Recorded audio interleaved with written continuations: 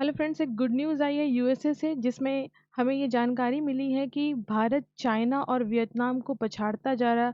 Mobile sector में smartphone manufacturing में भारत विश्व स्तर पे बढ़ता जा रहा है और चाइना की जो मुसीबतें हैं वो बढ़ती जा रही है। कह सकते हैं कि जो चाइना की टेंशन है उसे भारत ने बढ़ा दी है, ना केवल बढ़ा दी है बल्कि 254 गुने बढ़ा दी है।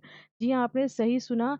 रिसेंटली ये खबर आई है कि यूएस के मार्केट में भारत के द्वारा बनाए गए स्मार्टफ़ोन की डिमांड बढ़ गई है और ये डिमांड इतनी बढ़ गई है कि 254.3% जो मार्केटिंग है भारत की लास्ट ईयर के कंपैरिजन में वो बढ़ गई है।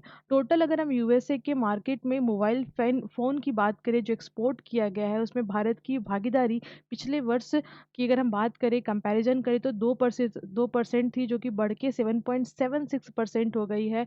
और अगर हम पूरे कंपैरिजन करें जितनी भी स्मार्टफ़ोन मैन्युफैक्चरिंग कंपनीज़ है वर्ल्ड वाइड जो वहाँ एक्सपोर्ट करती है तो उस स्तर पे भारत की जो भागीदारी है 254.3% बढ़ी है, जिससे चाइना के टेंशन्स भी इतनी ही बढ़ चुकी है।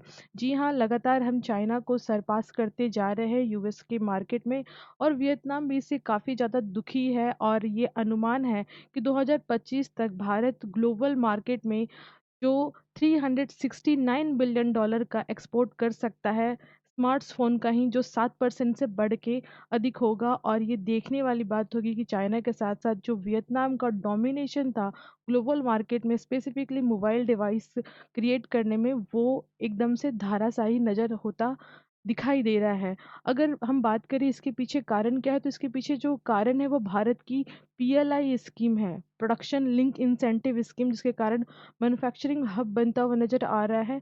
ये वही चाइना है जिन्होंने कुछ दिनों पहले एक रेसिस्ट कमेंट किया था इंडिया में जब एप्पल की मोबाइल मैन्युफैक्चरिंग स्टार्ट हुई थी, और ये कमेंट था कि भारत में जो मोबाइल फ़ोन आईफ़ोन बन रहे हैं उससे कढ़ी का स्मेल आता है। जी हाँ, आपने बिल्कुल सही सुना।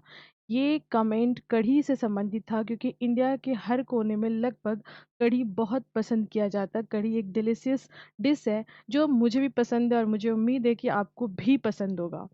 और ये कढ़ी की स्मेल इंडिया के द्वारा बनाई गई आईफ़ोन से आ रही है, ऐसा चाइना का कमेंट था जो कि एक रेसिस्ट कमेंट था। बट समस्या ये है कि इंडिया इंडिया के लोग कोई भी इस तरह की चीज़ों को वर्ल्ड वाइड जो है रेज़ नहीं करते, इसको बहुत तगड़ा मुद्दा बना कर के नहीं उठाते हैं। हमारे इंडियन पॉलिटिशियंस को बिल्कुल भी दिखाई नहीं देता है कि अगर इंडिया के अगेंस्ट ऐसी कुछ चीज़ें हो रही है तो उसके इस प्रोपेगेंडा के खिलाफ भी कोई काम किया जा सके। लेकिन ऐसा बिल्कुल भी नहीं होता क्योंकि हम अपने इंटरनल इश्यूज़ में ही फँसे रहते हैं। ना हम दूसरी बात करें, जो दूसरा धक्का रिसेंटली प्रधानमंत्री मोदी जी ने चाइना को दिया है, 13 मार्च को ये धक्का मिला था और ये था भारत के अंदर बनने वाला पहला सेमीकंडक्टर। जी हाँ, आपने सही सुना, भारत इतिहास रचने जा रहा है और पहला सेमीकंडक्टर प्लांट भारत के अंदर बनने वाला है। टाटा इलेक्ट्रॉनिक्स ग्रुप के द्वारा गुजरात में, इंडिया के गुजरात में, और दूसरा जो ग्रुप है that is Murugappa group CG power जो एंटरप्राइजेज़ है उनके द्वारा आसाम में। तो हम देखेंगे कि 3 हमारे यहाँ विशेष तौर पे जो सेमीकंडक्टर प्लांट है लगाए गए गुजरात के धौलेरा में, एंड उसके बाद हम यहाँ पे देखेंगे आसाम में। तो आसाम के जो मौरीगाँव एरिया है वहाँ पे भी टाटा ने ही, ये 2 जगह टाटा ने अपने सेमीकंडक्टर प्रोडक्शंस के प्लांट लगाए हैं। नाउ इसके बाद हम देखेंगे जो सीजी पावर है, उनके द्वारा भी गुजरात के सानाद में ये प्लांट लगाया गया है, जिससे चाइना की मुश्किलें और बढ़ चुकी है क्योंकि सेमीकंडक्टर में जो भूमिका है चाइना की वो बहुत बड़ी है और वो इंडिया बहुत पीछे है उस मार्केट में उससे। तो इस प्रोजेक्ट के आने से ये इनिशिएटिव लिया गया है, ये शुरुआत है, आगे अभी आने वाले गुड न्यूज़ बाकी है जिसे हम देखेंगे। लेकिन देखो, हम दुनिया से तो लड़ सकते, दुश्मन से लड़ सकते हैं, पर अपने ही देश के अंदर बहुत सारी चीज़ों से नहीं लड़ सकते। देखो, जो हमारे यहाँ की बहुत सारी न्यूज़ है, ऑब्वियस सी बात है न्यूज़ को ट्रांसपेरेंट होना चाहिए, बट इंडिया के अगेंस्ट अगर कोई काम होता है तो हमें उसे कंडेम भी करना चाहिए। लेकिन हम देखेंगे कि न्यूज़ तो बहुत अच्छी छपी है लेकिन ये न्यूज़ में जो चाइना है उसका गुणगान किया गया है, इंडिया को बहुत ही ज़्यादा डाउन किया गया है। इवन डेटा जो कि अभी चल रहा है न्यूज़ में काफ़ी ज़्यादा कि इंडिया का एक्सपोर्ट मार्केट बढ़ा है, लेकिन यहाँ पे भी चाइना और वियतनाम को बढ़ाने की कोशिश की गई है और ये बताया गया है कि इंडियन जो फ़ोन बनते हैं, उनका डिमांड डोमेस्टिक मार्केट में ही ज़्यादा है अभी भी। डेफ़िनेटली हमारी जनसंख्या बढ़ रही है तो हमारा डिमांड डोमेस्टिक मार्केट में भी बढ़ेगा। लेकिन साइड बाय साइड हम जिस कंट्री को एक्सपोर्ट कर रहे हैं, हम उसे भी इग्नोर नहीं कर सकते और उस कंट्री में जिसकी पहले भूमिका थी, अब हम उसे हटा रहे हैं, तो डेफ़िनेटली हम इसके लिए क्लैपिंग तो करेंगे ही। देखो, दूसरा जो चैलेंज है भारत के सामने वो है ना रेयर अर्थ मैटर, क्योंकि सभी लोग ये सोचेंगे कि स्मार्टफ़ोन तो बना लिया, कोई बात नहीं, ये सेमीकंडक्टर बना लिया, कोई बात नहीं, लेकिन रेयर अर्थ मैटर का क्या?